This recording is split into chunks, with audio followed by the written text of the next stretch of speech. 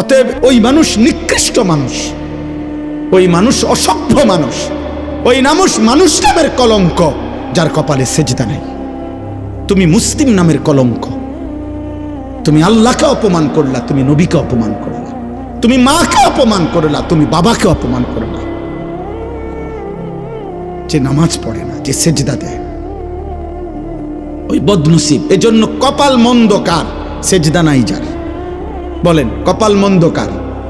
হ্যাঁ হ্যাঁ হ্যাঁ, কসম আল্লাহ। মূলত ওই ব্যক্তির কপাল মন্দ যেই ব্যক্তির কপালে সেজদা নাই। নাই তো ব্যবসায় লস খাওয়া, টাকা মাইর খাওয়া, পয়সা হারাইয়া যাওয়া, আমনের 2-4 লাখ টাকা ধরা খাইয়া যাওয়া, এটা কপালের দোষ না। আমনে কইলেন আমার কপাল খারাপ, কি হইছে? আমি একের জায়গা 2 লাখ টাকা মাইর খাইছে। আমনে ব্যাক কল দেখে মাইর খাইছেন, আমনে কপালের কিচ্ছু হইছে না। আমনের বুদ্ধি কমের কারণে, আপনি সিটারের খপ্পরে পড়ছেন, আপনি বাটফারের লগে ব্যবসা করছেন, ইত্যাদি ইত্যাদি হইতে পারে। তাহলে এইটার কারণ প্রত্যেক মানুষের দুনিয়াবি আর্থিক কোনো লসের কারণ কপাল খারাপ এই জন্য না, তোর বুদ্ধি কম অথবা লোক মন্দ পড়ে বইছে, মাল 2 নম্বর পড়ে গেছে, এটা তো হলো এটার সমস্যা। কপালের কি সমস্যা? কপাল খারাপ তার, সেজদা নাই যার। এজন্য সেজদাবিহীন যুবক, সেজদাবিহীন কিশোর, সেজদাবিহীন মুসলমান, সেজদাবিহীন নারী, তুমি মন্দ কপাল, দুর্ভাগা, বদনসিব, বদনসিব, বদনসিব। তোর কপাল নাই, তোর কোনো কপাল নাই। মূলত বাতে খাও, তুমি পয়সাই কামাই করো, তুমি ঘুম যাইবা আর পেশাব করবা আর দুনিয়া ভোগ করবা। এতটুকু দুনিয়া জানোয়ারও ভোগ করে, দুনিয়া জানোয়ারও ভোগ করে, শুধু দুনিয়া জানোয়ারও ভোগ করে। দুনিয়ার প্রয়োজন জানোয়ারেরও পূরণ হয়। অতএব এটা জরুরি। কেন নামাজ পড়বেন না? কেন 5 ওয়াক্ত নামাজ পড়বেন না? শুক্রবারে শুধু জুমার নামাজ পড়েন, 5 ওয়াক্ত নামাজ পড়েন। আমনে সালাক, আমরা বেকুব। হ্যাঁ, আমরা চিরা খাইয়া বড় হয়েছি, আপনি ভাত খাইয়া বড় হয়েছেন, আমরা ব্যাককল। শুক্রবারে শুধু 2 রাকাত নামাজ দিলে পড়িলে 1 সপ্তাহের নামাজ হয়ে যায়। আপনি এত সহজ কথাটা বুঝা লাইলেন, আমরা বুঝলাম না কেন? ওটা এই বলেন না কেন? কোন বাটপারে বলছে এটা? বলেন। কোন হুজুর তো দূরে থাক, কোন বাটপারে বলছে কিনা আপনারে যে হে মুসলমানের বাচ্চা, শুধু শুক্রবারে 2 রাকাত নামাজ পড়লে চলে আর 1 সপ্তাহ নামাজ পড়তে হয় না? তা কোন সিটারে বলছে আপনারা? মুসলমানের উপরে জুমার নামাজ ফরজ না 5 ওয়াক্ত নামাজ ফরজ? তো জুমার নামাজ কি আলগা নামাজ? শুক্রবারে নামাজ 6 ওয়াক্ত। তো তাইলে শুক্রবারে নামাজ কয় ওয়াক্ত? তো শনিবারে কয় ওয়াক্ত? তো রবিবারে কয় ওয়াক্ত? তো তাহলে নামাজ কয় ওয়াক্ত ফরজ? তো আপনি এটা আলগা করলেন কেন? কোরআন শরীফের এটা মনে করেন আপনি এই পুরা কোরআন শরীফ থেকে আপনার বুঝে ধরছে না, এরকম 2টা আয়াত আপনি এনতে সরাইলাম। অনুমতি আছে? তো তার আপনি এটা কেমনে, আপনি এই ভাগ করলেন কেমনে যে বেকুব যারা হেরা পরে 5 ওয়াক্ত, আমি বুদ্ধিমান আমি পড়ি 1 ওয়াক্ত? বলেন আব্বা, বলেন। ফজরের নামাজ কেন পড়বেন না? ফজরের নামাজের সময় মহান আল্লাহ তাআলা ভোরবেলা যে ঘুম থেকে জাগায়, সেটা কি আল্লাহ জাগায় না? রাত্রিবেলা ঘুম পাড়ায়, তো সেটা আল্লাহ ঘুম পাড়ায় না? বিষয়টা কি? আমার কিশোর ভাই, যুবক ভাই, আমি হাত জোড় করে অনুরোধ, প্রিয় ভাই আমার, সন্তান আমার, বন্ধু আমার, ফজরের নামাজ মুমিনের নামাজ। ফজরের নামাজ ঈমান আর নিফাকের পার্থক্য, মুমিন না মুনাফিকের পার্থক্য। ফজরের নামাজ আজিমুশ-শান নামাজ। ফজরের নামাজ এমন নামাজ যেই নামাজে সারা রাত্রি আল্লাহর জমিনে যত কোটি ফেরেশতা থাকে সবাই ফজরের নামাজ পড়ে। সারা দিন যত ফেরেশতা জমিনে থাকবে, খোদার কসম হাদিসে আছে, তারা ফজরের নামাজ জামাতে পড়ে। এই জন্য ফজরের নামাজ যে পড়ে না তার উপরে রাত্রির ফেরেশতা লানত দেয়, ফজরের নামাজ যে পড়ে না তার উপরে দিনের ফেরেশতাও লানত দেয়। ফেরেশতা তাকে লানত দিতে দিতে যায়, তোর উপরে আল্লাহর লানত পড়ুক। 5 ওয়াক্ত নামাজ পড়ে, বলেন ইনশাআল্লাহ। বলেন ইনশাআল্লাহ। খামখেয়ালি করেন না, খামখেয়ালি। হুজুর ইজ্ঞা বালাই কইছে, উনি খারাপ কইছে, উনার ওয়াজে লোক হইছে, উনার ওয়াজে লোক হইছে না, উনার ওয়াজটা সাপসে বালা, উনার ওয়াজ সাপসে না বালান, এত সাবা চাবি নেই, কন্যা কন্যা খেলা লাগছে না। এটা বিষয়টা কি নয়, লৌকিকতা না, প্রদর্শনী না, আখেরা। আখেরা যার কোথায় পরিচিতি অপরিচিতি কোনো দরকার নাই, আপনার আখেরাত দরকার। আমাদের কি দরকার বলেন না? আখেরাত। পৃথিবী চিনলেও আখেরাতে হিসাব দিতে হবে, না চিনলেও আখেরাতে কি দিতে হবে? হিসাব দিতে হবে, হিসাব দিতে হবে। একটা একটা গুনাহ ছাড়েন, একটা একটা গুনাহ। এই বাবা, একটা একটা গুনাহ ছাড়েন, আমিও আপনিও, আমিও আপনিও। নারীর ছবি দেখো না বাবা, অশ্লীল উলঙ্গ দৃশ্য দেখো না আব্বা, নারী ছবি, জিনা ব্যভিচারের দৃশ্য, মোবাইলের এই আসক্তি, ছেলে মেয়েদের এই অবাধ মেলামেশা, ছেলে মেয়েদের এই অবাধ হারাম প্রেম, হারাম সম্পর্ক। আল্লাহর কসম, খোদার কসম বলছি, আল্লাহ কোরআনে বলছে, নারী পুরুষ ছেলে মেয়ের বিবাহ বহির্ভূত হারাম সম্পর্ক যারা করবে, রবের ওয়াদা এটা, আল্লাহর ওয়াদা এটা, আমি তারে দুনিয়াতেও বেইজ্জতি করব, আমি তারে আখিরাতেও বেইজ্জতি করব। এটা আল্লাহর ওয়াদা, সূরা নূরের মধ্যে আছে। আল্লাহ বলছে, আমি তোকে দুনিয়াতেও অপমান করব, আমি তোকে আখিরাতেও, তোর দুনিয়াও জাহান্নাম বানায় দেব, তোর আখিরাতও জাহান্নাম বানায় দেব। ইন্নাল্লাযীনা ইউহিব্বুনা আন তাশিআল ফাহিশা ফিল্লাযীনা আমানু লাহুম আযাবুন আলীমুন ফিদ দুনিয়া ওয়াল আখিরা। ফিদ দুনিয়া, এই যে দুনিয়া, এটা বুঝছেন নি আরবিটা? কথা বুঝেন নাই? ফিদ দুনিয়া, এই কথাটা বুঝছেন নি? দুনিয়া যে এটা কোরআনের আয়াত। আল্লাহ বলেন, মুসলিম জনসমাজে যারা অশ্লীলতা ছড়িয়ে দেয়, আর অশ্লীলতা বলাই হয় আযিনা ওমা আশবাহুহু, অর্থাৎ ব্যভিচার, জিনা, নারী পুরুষের অবাধ মেলামেশা এবং তৎসংশ্লিষ্ট যাবতীয় বিষয়।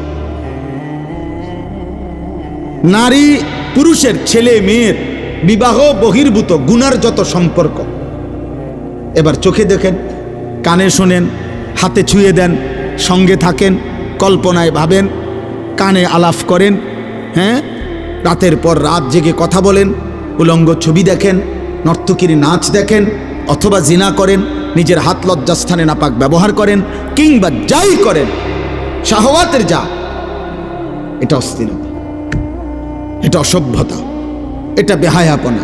পৃথিবীর কোন সভ্য সমাজে, মানবতার কোন সমাজে অশ্লীলতাকে, অসভ্যতাকে, নারী পুরুষের অবাধ যৌনাচারকে পৃথিবীতে কখনোই কোথাও ভদ্রতা বলা হয় নাই। কোনো বেঈমানও বলে নাই, কোনো মুশরিকও বলে নাই, কোনো ইহুদির বাচ্চাও বলে নাই, কোনো খ্রিস্টানের বাচ্চাও বলে নাই। নগ্নতা নগ্নতাই, অসভ্যতা অসভ্যতাই। অতএব আজকের এই ছেলেমেয়েরা, বেপর্দা ছেলেমেয়েরা যত অত্যাধুনিক পোশাকে পড়ুক, যত অত্যাধুনিক ফ্যাশনই করুক, যত রঙে ঢঙ্গে নাচুক না, ওরা অসভ্য অসভ্য অসভ্যই থাকবে। এটা ভদ্রতার যত রঙই লাগান, তো এটা সবটা অসভ্যতার রঙই, দুর্গন্ধ, পায়খানা বাড়বেই, দুর্গন্ধ বাড়বেই। ডিজাইন বানায়েন না এটার মধ্যে, ডিজাইন করলে হবে না। হ্যাঁ হ্যাঁ, অতএব কোনোভাবেই এটা করা যাবে না। একটা যুবক ভাই, তোমার চরিত্র তোমার জীবনের মূল পুঁজি, তোমার আখলাক তোমার জীবনের মূল পুঁজি। একটা নারীর কাছে হেরে গেলা, লজ্জাস্থানের চাহিদার কাছে হেরে গেলা, আহা, এর চাইতে বড় কাপুরুষ আর কেউ হইতে পারে না। আমি একটা পুরুষ বেটা, আমার হাতে পৃথিবী গড়বে, আমার হাতে দেশ গড়বে, আমার হাতে জাতি গড়বে, আমার হাতে সংসার গড়বে, আমার হাতে পৃথিবী গড়বে, আমার হাতে আমার সন্তান গড়বে, আমার হাতে আগামীর পৃথিবীতে কালেমার পতাকা উড়বে, আমার হাতে ইসলামের বিজয়ের নিশানা উড়বে। সে কেন নারীর কাছে হেরে যাবে? জীবন মানে শুধু ছবি, জীবন মানে শুধু একটা বেডি দেখা, উলঙ্গ দৃশ্য দেখা? বেটা অপদার্থ বেটা, আকামলা কোথাকার বেটা।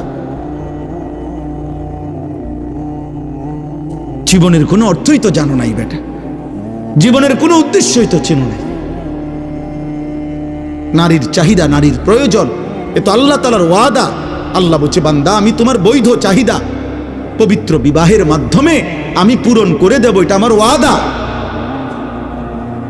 ওয়াদা। এই পৃথিবীতে আমরা এই মানুষগুলো বিবাহের পবিত্র সম্পর্ক যদি না হতো, তো এই সম্পর্কের পবিত্রতার মাধ্যমেই আমরা আসছি না? কথা বলেন না কেন? আমি কোনো মা বাবার সন্তান না? তাহলে এক স্বামী স্ত্রীর পবিত্র ভালোবাসার সন্তান আমি। আপনি কোনো মা বাবার সন্তান না? তা আপনারা কোনো মা বাবার সন্তান না?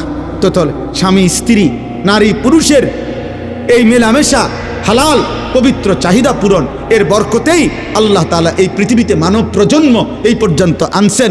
এভাবেই আগামী কিয়ামত পর্যন্ত চলবে। আল্লাহ আমাদেরকে হেফাজত করে। আমি অনুরোধ করছি আমার যুবক ভাই, আখলাকের হেফাজত করো, আখলাকের হেফাজত করো।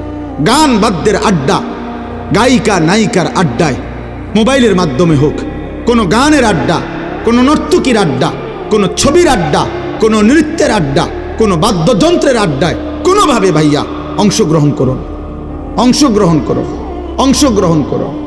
আমাদের ইমামে আজম আবু হানিফা রাহমাতুল্লাহ আলাইহি বলছেন, সিমাউল আগানি ফিসকুন ওয়াত তালাজ্জুদু বিহা কুফরুন। গান শোনা প্রকাশ্য পাপ। তিনি বলছেন গান শুনে মজা পাওয়া এটা কুফরি, কুফরি, খোদার কসম এটা কুফরি। তিনি বলছেন, কোরআনে আল্লাহ বলছে গান, বাদ্য, গায়িকা, গানের আসর, নৃত্যের আসর, বাদ্যযন্ত্রের আসর যারা জমায়, উলাইকা লাহুম আযাবুম মুহিন, আমি আল্লাহ তাদের জন্য অত্যন্ত লজ্জাজনক মর্মান্তিক আযাব আমি নির্ধারণ করেছি। এজন্য ধর্মের নামে, এজন্য ভক্তির নামে, মাজারের নামে, ব্যক্তির নামে, আউলিয়ার নামে, পীরের নামে, মুর্শিদের নামে, অধর্মের নামে, সিনেমার নামে, নাটকের নামে, নায়ক নায়িকার প্রেমের নামে, ভালোবাসার নামে, যেই কোনো নামেই বাদ্যযন্ত্র বাজাইলে, গান গাইলে, ভক্তিমূলক হোক আর অভক্তিমূলক, হারাম, এটা হারাম, এটা হারাম, এটা হারাম। যেখানে টুং টুং টুং টুং করে সেখানেই ইবলিস বাঁশি বাজায়। কোরআন শরীফ আছে, ওয়াস্তাফজিজ মান ইসতাতা'তা মিনহুম বিসাউতিক। বাদ্যযন্ত্র বাজলেই আল্লাহ বলছে এটা শয়তানের আওয়াজ, এটা শয়তানের আওয়াজ। আপনি এটা মারফতি কোন আর যে ফতি কোন, আপনি কি করবেন আপনি বুঝেন। আমার কথা যদি বুঝে না ধরে বলে না আরো হুজুরে তো আপনি যেটা বুঝে ধরে আপনি এটা ধরে। আমারটা আমি বলছি, আমি জানি যে দূর, আমার ফুজি যে দূর, আমি বলছি এর দূর, এতে ভালোটা আপনি বলেন, আমারটা আমি বললাম। কোন মুসলমান, কোন ইমানদার খোদার কসম গান পছন্দ করতে পারে না। আল্লাহর নবী, ওই আমার আগে মাওলানা হুসাইন ভাই এটা বলতে চাইছেন, আল্লাহর নবী বলছে আমার উম্মত যখন শেষ জামানায় গানে আসক্ত হবে, গায়িকায় আসক্ত হবে, নৃত্যে আসক্ত হবে, বাদ্যযন্ত্র বেড়ে যাবে, হালাল পানির মতো মদ পান করতে থাকবে। আল্লাহ রাসূল সাল্লাল্লাহু আলাইহি ওয়াসাল্লাম বলেছেন, ইজা যাহারাতিল কাইনাত ওয়াল মাআজিফ ওয়াস্তাহাল্লাতিল খামরা। আল্লাহর নবী বলেন আমার উম্মতকে তখন মাটিতে ধসিয়ে দেওয়া হবে, পাথরের বৃষ্টি বর্ষণ করা হবে, চেহারা বিকৃত করে। কোনো দিন রাত গভীরে এই নাফরমান এমন হতে পারে, আল্লাহ মাফ করে দেন, কোনো দিন রাত গভীরে শুইবার পরে ঘুম থেকে, গানের আসর থেকে, বাদ্যের আসরে, মদের আসরে, জুয়ার আসরে, প্রিয় ভাই আমার, আল্লাহর কসম মুহাম্মদ আরবি 1450 বছরে মিথ্যা বলে নাই। এই পাপের শাস্তি হিসাবে নবী বলছে চেহারা কোনোদিন অচিরেই শেষ জামানায় আমার উম্মতের চেহারা এই গান, বাদ্য, মদ, নেশা, জুয়ার আসক্ত ব্যক্তির চেহারা মানুষের সুরত বদলিয়ে পশু জানোয়ারের আকৃতি হয়ে যাবে। কোনো দিন হয়তো দেখবে সে, কোনো এক জেনারেশন হয়তো দেখবে বান্দর হয়ে গেছে, শুকর হয়ে গেছে। আল্লাহ মাফ করে দেন। কোনোভাবেই না, কোনোভাবেই না। অতএব কোনোভাবেই আপনারা আপনাদের ছেলে মেয়েদেরকে, আপনাদের নিজেদেরকে, বয়স্ক মানুষ চা দোকানে বসা চা খাইতেন গেছেন, টেলিভিশন দেখেন কেন? চা না খাইবেন আপনি? নর্তকী দেখেন কেন? গায়িকার নাচ দেখেন কেন? 60 বছর বয়স এখনো লজ্জা হয় নাই? আপনি মরতেন না? আপনি কবরে যাইতেন না? মাতবুরি করেন, আপনি ফুট 3 জন বিদেশ, হ্যাঁ বিল্ডিং করে লাইছেন, বাজার সদাই ঠিক মতো চলতেছে, খাইয়া দাইয়া কোনো অসুবিধা নাই। তো খাইয়া দাইয়া না অসুবিধা নাই, কবরে না অসুবিধা। আপনার বুঝি কইছে খাইয়া দাইয়া অসুবিধা হইব, খাইয়া দাইয়ার কয় টাকা? ফাঙ্গাস তেলাপিয়া দামে কত? অসুবিধা কি তৈত? এই বাজার সদায় চলার জন্য তো ফুতে একজন বিদেশ গেলে চলে। বিল্ডিং একখানার কয় টাকা খরচ? দুনিয়ার অসুবিধা তো বলে নাই, অসুবিধা তো হবে কবরে, অসুবিধা তো হবে আখিরাতে। সেদিনের অসুবিধা তো আর শেষ হবে না আব্বা। আজ দুনিয়ার অসুবিধা তো শেষ হবে, আগামী দিনের আখিরাতের অসুবিধা তো শেষ হবে না। শেষ হবে না রে বাপ, শেষ হবে না। আল্লাহ আমাদেরকে মাফ করে দেন, আল্লাহ আমাদেরকে মাফ করে দেন। মদ জুয়ার আসক্তি থেকে আমার মহল্লার যুবক ভাই বাঁচো ভাইয়া, মদের নেশা থেকে বাঁচো, জুয়ার নেশা থেকে বাঁচো। আল্লাহ রসুল সাল্লাল্লাহু আলাইহি সাল্লামের একটা সাংঘাতিক হাদিস বলি আমি। নবী সাল্লাল্লাহু আলাইহি সাল্লাম বলছে, সবাই শোনেন, শুনতেছেন? খোদার কসম বিশুদ্ধ হাদিস, আমার কাছে নির্ভরযোগ্য তাফসীর আছে। আল্লাহ নবী সাল্লাল্লাহু আলাইহি সাল্লাম বলছেন, মান জানা ওয়া শারিবাল খামরা নাযা আল্লাহু মিনহুল ঈমান কামা ইয়াখলাউল ইনসানু আল কামিসা মিন রাসিহি। নবীজি বলেন, কেউ যখন জিনা করে এবং মদ পান করে, দেখবেন, মনে রাখবেন, নারী, হ্যাঁ, মদ, এরপরে গান বাদ্য, এই তিন জিনিস এক খতিয়ানে, এটা একই দাগের, এক খতিয়ানে তিন দাগ। এক দাগে নারী, আরেকটা হলো আপনার মদ নেশা, আর হলো গান। যেখানে গান বাদ্যের আসর সেখানে নেশাও আছে, সেখানে নারীও আছে। যেখানে নারীর হারাম আসর আছে সেখানে মদের ব্যবস্থাও আছে, গানের ব্যবস্থা আছে। যেখানে মদের ব্যবস্থা আছে সেখানে নারীও আছে, সেখানে আপনার কি গান বাদ্য আছে। আর এই তিনটা একই খতিয়ানে তিন দাগ। বুঝছেন নি হিসাবটা আমার?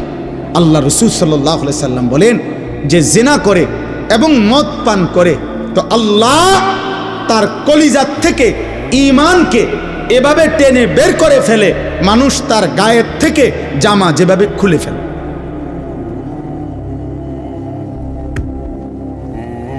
মানুষ তার দেহ থেকে জামা যেমন খুলে ফেলে, খোদার কসম নবী বলছে, আল্লাহ তার কলিজা থেকে ঈমান এভাবে বের করে ফেলে। আর যদি ওই অবস্থায় মৃত্যু হয় তো তোমার মৃত্যু কি হবে তুমি কবরে গেলে বুঝবা, তুমি হাসরে গেলে বুঝবা। আল্লাহ নবী সাল্লাল্লাহু আলাইহি ওয়াসাল্লাম বলছেন, এজন্য যে ব্যক্তি মদ এবং জুয়ায় আসক্ত, আল্লাহ নবী বলছে তার দুইটা পাপ মারাত্মক। মদে আসক্ত ব্যক্তি, জুয়া খেলে যারা, জুয়া, মোবাইলে জুয়া হোক, বাহিরে জুয়া হোক, অথবা এই বেট বাজি ধইরা বিভিন্ন রকম খেলে, কোথায় জুয়া এখানে ধরে, খেলে ওইখানে আপনার, অর্থাৎ কেউ ফুটবল খেলে, কেউ ক্রিকেট খেলে, খেলে বেঈমানে, আর এখানে মুসলমানের নাফরমান সে জুয়া ধরে, বেট ধরে, আর বাজি ধরে। অনলাইনে লাখ লাখ যুবক এখন অনলাইনে জুয়া খেলে, মোবাইলে। বাবারা জানেও না, বাবা জানেও না, এবার টাকা টাকা দেয়, ওনার টাকা দিয়ে এমবি ঢুকায়, ওনার টাকা দিয়ে। আহা বাবা, এত খামখেয়ালি, এত মস্কারি হাসরের ময়দানে টিকবে? আমি বুঝছি না। না বুঝছেন না, আপনি বুঝছেন, আপনি 14 গোষ্ঠী বুঝছেন, আপনি বুঝেন না। আপনার ছেলে এক ওয়াক্ত নামাজ পড়ে না, ওই কি করে আপনি বুঝেন না? বেনামাজি ছেলে 24 ঘন্টা মোবাইল দিয়া জোনায়েদ বাগদাদির ওয়াজ শুনে। আপনার ছেলে আল্লাহর কোরআনে একটা রাকাত নামাজ পড়ে না, ওই সারা রাত মোবাইলে আপনার ছেলে আব্দুল কাদের জিলানীর ওয়াজ শুনে। আপনি বোঝেন না, আপনি চিরা খান, আপনি সহজ কথা বোঝেন, 100 বার বোঝেন। আমারে আপনি 900 বললে, আপনারে আমি 900 বললে হবে না। আখেরাত, আখেরাত ওইখানে কি বলবেন সেটা ভাবেন, সেটা ভাবেন। এই জন্য আল্লাহ নবী সাল্লাল্লাহু আলাইহি সাল্লাম বলেন, মদে যে আসক্ত, জুয়াতে যে আসক্ত, নবীজি বলছে তার দুইটা মারাত্মক ক্ষতি। 1, তারাকাস সালাহ, সে নামাজ ছেড়ে দেয়। 2, এটা বলাও কঠিন হাদিস, নবীজি বলছে মাদকাসক্ত, জুয়ায় আসক্ত এই নাফরমান ধীরে ধীরে ওয়াকা আলা আম্মাতিহি ওয়া খালাতিহি, নাউযুবিল্লাহ। আল্লাহর নবী বলেন সে অচিরেই তার আপনজনদের সাথে, চাচি, মামি, ফুফি, খালা, চাচাতো, মামাতো, ফুফাতো, খালাতো, বোন, এমন নিকট আত্মীয় মাহরাম, নিকট আত্মীয় নারীদের সাথে জিনা ব্যভিচার করতে উদ্যত হয়।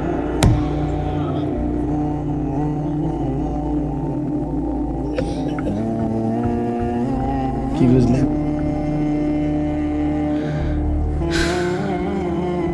ফাফাক্কির, আপনি ভাবেন,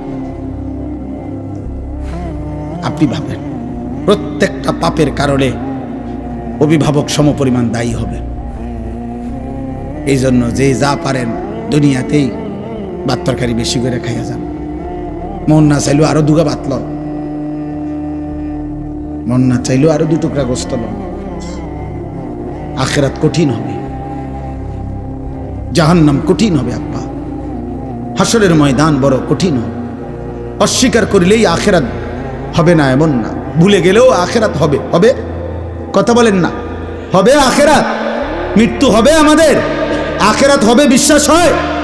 এই শেষ কথা। এবার শুধু আমি 5টা আয়াতের তর্জমা বলি, তাইলে আমার কথা শেষ। আমি আমার কথা এতটুকু বললাম, 2 কথা বললাম। 1 নম্বর কথা হলো, একজন বাবা তার পরিবারস্থদের জাহান্নাম থেকে বাঁচাবার জন্য জীবনের সবটুকু কোরবান করা উচিত। দ্বিতীয়ত, একজন সন্তানও তার বাবা, তার মা, তার উপরস্থদেরও জাহান্নাম থেকে বাঁচাবার জন্য জীবনের সর্বোচ্চ চেষ্টা করা উচিত। এটার দলিল দিছি। আর দ্বিতীয়ত বললাম, আমি আপনি আখিরাতকে ভয় করে, কবরকে ভয় করে যাবতীয় গুনাহ আমার এবং আমার পরিবারস্থ সদস্যদের জীবন থেকে দূর করার, সরানোর, বাঁচানোর শতভাগ চেষ্টা করা আমাদের জন্য ফরজে আইন, বাধ্যতামূলক। এই 2 কথা বুঝাইতে পারলাম কিনা? এবার তর্জমা শুনুন। ওয়াকালু আইদা যালালনা ফিল আরদ আইন্না লাফি খালকিন জাদীদ। 21 নম্বর পারা, 32 নম্বর সূরা, সূরা সেজদার 5টা আয়াত পড়ছি, শুধু অনুবাদ বলছি। 10, 11, 12, 13, 14 এই 5 আয়াত। আল্লাহ বলেন, মক্কার কাফের, মুশরিক, বেঈমান, পাপী, নাফরমানরা অহরহ নবীজিকে বলতো, মুহাম্মদ, আমরা মৃত্যুর পরে কবরে মাটির সাথে একটা নির্দিষ্ট সময়ের মধ্যে হারিয়ে যাব। কিছুদিনের মধ্যেই আমাদেরকে মাটি খেয়ে ফেলবে, মাটি সমান করে ফেলবে, মাটি আমাদেরকে মিশায়া ফেলবে, মাটি আমাদেরকে অদৃশ্য করে ফেলবে। কিছুদিন পরেই আমাদের হাড্ডি, চামড়া, গোশত আর মাটির সাথে খুঁজেও পাওয়া যাবে না, পাওয়া যাবে। মনে করেন 500 বছর আগে এখানে আপনার কবর ছিল, এমন হাজারো জায়গা আছে যেখানে এখন কবর তো দূরে থাক, ওই জায়গা নদী হয়ে গেছে, খাল হয়ে গেছে। তাহলে লাশ তো দূরে থাক, কবর তো দূরে থাক, মাটিও তো নাই। তো তারা বলতো, মুহাম্মদ, সেই রকম আমাদেরকে যারা মাটির সাথে এভাবে হারিয়ে যাব, মিশে যাব, আমাদেরকে পুনরায় নতুন করে কিয়ামতের দিন আল্লাহ আবার সৃষ্টি করে হাসরের ময়দানে উঠাবে, এটা কিভাবে সম্ভব? পাইব কই? আড্ডি কই, চামড়া কই, গোশত কই, রক্ত কই? যুক্তি দেখায় কার সাথে? কার সাথে? আল্লাহর সাথে। মানে আল্লাহরে বলতেছে, আপনি কেমনে পারবেন? নবীজির মাধ্যমে জানতে চাইতেছে। আল্লাহ বলেন, বাল হুম বিলিকাই রাব্বিহিম কাফিরুন। হে বন্ধু, আপনি বুঝেন নাই বন্ধু, মূল বিষয় হলো ওদের প্রত্যেকের কলিজার মধ্যে আছে আখিরাত হবে, এটা ওরা বুঝে। আমি আল্লাহ সর্বশক্তিমান, ওরা জানে। যিনি সর্বশক্তিমান তিনি সবই করতে পারে, এটা তারা জানে। কিন্তু মূল বিষয় হলো ওরা চায় না যে আখিরাত যদি মেনে নেয়, তাইলে তো এটা মানতে হবে যে আমি আল্লাহর মুখোমুখি হবে, গুনার হিসাব দিতে হবে, নেক কাজের পুরস্কার নিতে হবে, নাফরমানির দুনিয়া ছেড়ে দিতে হবে, চুরি, ডাকাতি, অসভ্যতা, আল্লাহর অবাধ্যতা, কুফর, শিরিক, যাবতীয় কবিরা গুনাহ বাদ দিতে হবে, আমি আল্লাহর আনুগত্য করতে হবে। মূল বিষয় হলো এইটা তারা চাচ্ছে না, এই জন্য আখিরাতকে মানতে চাচ্ছে। বুঝেন নাই কথাটা?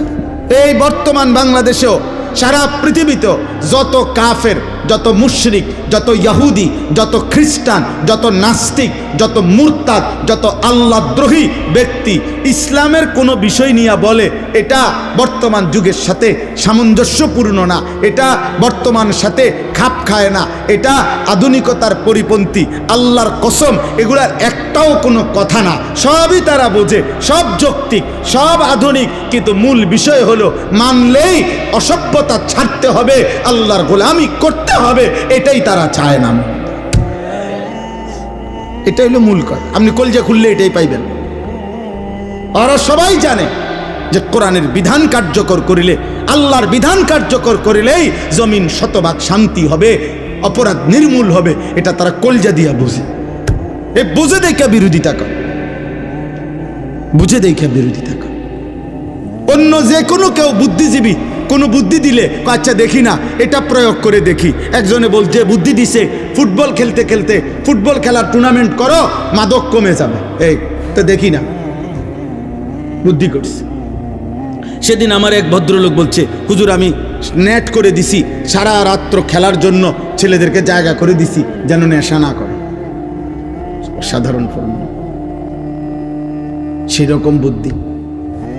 আপনার মাথা ফুরাটাই বুদ্ধি, কথা বুঝেন? হ্যাঁ, বুদ্ধি দিছে এই কিছুদিন আগে, এখন একটু কমছে।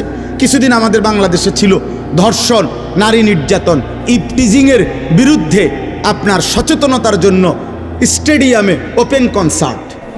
ঢাকা থেকে শিল্পী আসবে, শিল্পী ব্যান্ডের তালে তালে, বাদ্যের তালে তালে, গেয়ে গেয়ে, নেচে নেচে শিল্পী বুঝাইয়া বলবে ছেলেদেরকে, যুব সমাজকে, তোমরা ধর্ষণ বেবিচার করবা না, ইভটিজিং করবা না। ছেলেরা কনসার্টের মাঠ থেকে বলবে আমরা এখান থেকে জোনায়েদ বাগদাদি হয়ে ঘরে ফিরলাম। অসাধারণ, অসাধারণ। কুমিল্লা একবার দেখছি পোস্টারিং করছে মাদকের বিরুদ্ধে ফুটবল, মাদকের বিরুদ্ধে ফুটবল, ফুটবলের টুর্নামেন্টের আয়োজন করছে মাদক কমানোর জন্য। অথচ এই পৃথিবীতে সমস্ত আন্তর্জাতিক খেলোয়াড়দের মধ্যে অসংখ্য খেলোয়াড় ফুটবলের ইতিহাসে আছে যাদেরকে ফুটবল খেলা থেকে চিরতরে বিদায় করে দিছে তাদের ডোপ টেস্ট পজিটিভ হওয়াতে, অর্থাৎ তাদের শরীরে মদের নেশার উপস্থিতি পাওয়ার কারণ। আমরা কি সিরা খাই? আমরা জানি না দুনিয়া কি আছে। তাইলে যেই খেলার মাধ্যমে মদ থেকে যুব সমাজকে বাঁচাবে, উনি নিজেই মদ খায়, বেড়ায় তো ঘাস খায়। অতএব হবে না, হবে না, হবে না। পদ্ধতি একটাই, আল্লাহর কোরআনের বিধান। বলেন আলহামদুলিল্লাহ। জমিনের শান্তির মূল মন্ত্র একটাই, রবের কানুন। আল্লাহ আমাদেরকে তৌফিক দান করেন। কুল ইয়াতাওয়াফাকুম মালাকুল মাউতিল্লাযী ওয়াক্কিলা বিকুম সুম্মা ইলা রাব্বিকুম তুরজাউন। আল্লাহ বলে, বন্ধু আপনি বলে দেন, তোমরা মানো বা না মানো, দুই জিনিস নিশ্চিত হবে। এক, আজরাইল কর্তৃক তোমাদের মৃত্যু হবে, আমি আল্লাহর পক্ষ থেকে নির্ধারিত সময়ে, এটাও নিশ্চিত হবে। সুম্মা ইলা রাব্বিকুম তুরজাউন, আমি আল্লাহর কাছে তোমাদের সকলকে হাসরের ময়দানে একত্রিত করা হবে, এটাও হবে। তুমি মানো বা না মানো, হবে তো? বলেন না হবে তো? মৃত্যুও হবে, আখিরাতও হবে। বলেন কি হবে? কি হবে? আবার বলেন, আবার বলেন। আল্লাহ বলেন এই দুইটা হবেই। এবার আল্লাহ বলেন, ওয়ালাউ তারা ইদিল মুজরিমুনা নাকিসু রুউসিহিম ইনদা রাব্বিহিম। আল্লাহ বলেন, হে বন্ধু, সেদিন আখিরাতে আপনি দেখবেন সমস্ত পাপী, নাফরমান, বেঈমান, মুশরিক, মুরতাদ, আল্লাহদ্রোহী, গুনাহগার, পাপী বান্দা আমি আল্লাহর সামনে মাথাটা নুয়ে, লজ্জায়, অপমানে, বেইজ্জতিতে মাথা নুয়ে আমার সামনে দাঁড়িয়ে থাকবে। আর কি করবে? রব্বানা আবসারনা ওয়াসসামি'না ফারজি'না না'মাল সালিহান ইন্না মুকিনুন। আলামিন ভাই আসতেছে, আসতে হবে না, আমার আয়াত শেষ, শুধু অনুবাদ কই, আর 2 মিনিট। আপনি আসেন, দ্রুত আসেন। জি, রব্বানা আবসারনা। দেখেন আল্লাহর কাছে প্রত্যেক নাফরমান বলবে, দোস্ত কথাটা শোনেন, মাথাটা নুয়ে নাফরমান বান্দা আখিরাতে আল্লাহকে বলবে, আল্লাহ আজ আমি হাসরের ময়দানের সব কিছু নিজ চোখে দেখলাম, আমি শুনলাম, আমি বিশ্বাস করলাম। ফারজি'না না'মাল সালিহান। এবার নাফরমানের আলাফটা শোনেন, হে কয় কি? আল্লাহরে বলবে, আল্লাহ আজকে আমি হাসরের ময়দানে এসে সব দেখলাম, সব শুনলাম, সব মানলাম, অতএব এখান থেকে আমাকে এখন দুনিয়ায় আবার ফেরত পাঠান। এবার গেলে একেবারে কথা, পিওর কথা, আমি নেকামল করব। সুবহানাল্লাহ। কন কীর্তেন কি সুবহানাল্লাহ? তারে কই নেবেন নামনে কয় কিতে, কয় কি সুবহানাল্লাহ নি বেড়া? হ্যাঁ, বুঝেন নাই হিসাবটা? আপনার আল্লাফের ডং দেখছেন নি? এখন আমারে পাঠান। এখন আমি নিশ্চিত হলাম, এখন আমি আমল করব। আল্লাহ বলেন ওয়ালাউ শি'না লাআতাইনা কুল্লা নাফসিন হুদাহা। এই নাফরমান বান্দা, আমি চাইলে দুনিয়াতেই বাধ্য করে জবরদস্তি করে আমি সমস্ত নেক আমল হেদায়েত আমি আমার আনুগত্য নিতে পারতাম। পারত। আল্লাহ আমাদের প্রত্যেককে দিয়ে এখানে এখন যারা বসছেন এখানে যেহেতু আসতে পারলেন, তো আপনারা সবাই এশার নামাজে আল্লাহ আমগরে চাইলে ঢুকাইতে পারতো না? 5 ওয়াক্ত নামাজ বাধ্যতামূলক আমাদেরকে আল্লাহ সেজদা দেওয়াইতে পারতো না? মনে করেন সেজদা যে দিতে চায় না, তার ঘাড় সাইয়া যদি একটা থাপ্পড় মারে, খিসে একটা কিচ্ছা মারে, যদি বাতিজার ফুৎকিতা, এই না ফরমান, কেন সেজদা দিবি না মালিক? তো এরপরে কি হবে?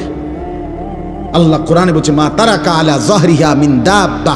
একটা পাপের শাস্তি যদি আমি আল্লাহ দুনিয়ায় কোনো নাফরমানকে পাপের প্রকৃত শাস্তি একবার দিতাম, আল্লাহর কসম আল্লাহ বলে কোনো নাফরমান বান্দা আমার জমিনে আর কোনোদিন পিঠ সোজা করে মেরুদণ্ড সোজা করে আর হাঁটতে পারত না। কসম খোদার, এটা কোরআনের আয়াত।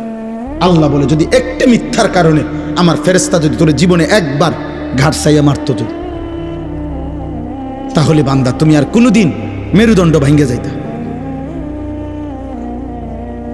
আমি শুধু দয়া করে ছেড়ে দিছি বান্দা। আল্লাহ বলে আমি চাইলে পারতাম, ওয়ালাকিন হাক্কাল কওলু মিন্নী লাআমলা আন্না জাহান্নামা মিনাল জিন্নাতি ওয়ান নাসি আজমাইন। আল্লাহ বলেন অতএব আজ আমার চূড়ান্ত সিদ্ধান্ত, আজ আমার ফয়সালা, আজ আমি হাসরের ময়দানে মাফ করব না বান্দা, আজ আমি বিচার করব। আজ আমি বিচার করব, আজ আমি তোর মতো নাফরমান মানুষ এবং জিন দিয়ে আমার জাহান্নাম পূর্ণ করব। আজ আর দুনিয়া যাবা না, আজ জাহান্নামে যাব। ফাযুকু বিমা নাসিতুম লিকা ইয়াউমিকুম হাদা ইন্না নাসিনাকুম। আল্লাহ বলেন হে আমার নাফরমান বান্দা, দুনিয়ায় থাকতে তুমি আখিরাত ভুলে গিয়েছিলে, আজ আখিরাতে আমি আল্লাহ তোমাকে ভুলে গেলাম। যাও আযুকু আযাবাল খুলদি বিমা কুনতুম তা'মালুন।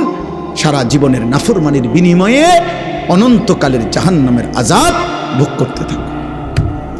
তোমার পাপের শাস্তি তুমি ভোগ করো। নাউযুবিল্লাহ, বলেন নাউযুবিল্লাহ। আমার বাপ, আমি আপনাদের কাছে অনুরোধ করছি, এটুকুই আমার কথা। চলেন আমরা সিদ্ধান্ত নেই, আমরা আল্লাহকে রাজি করব।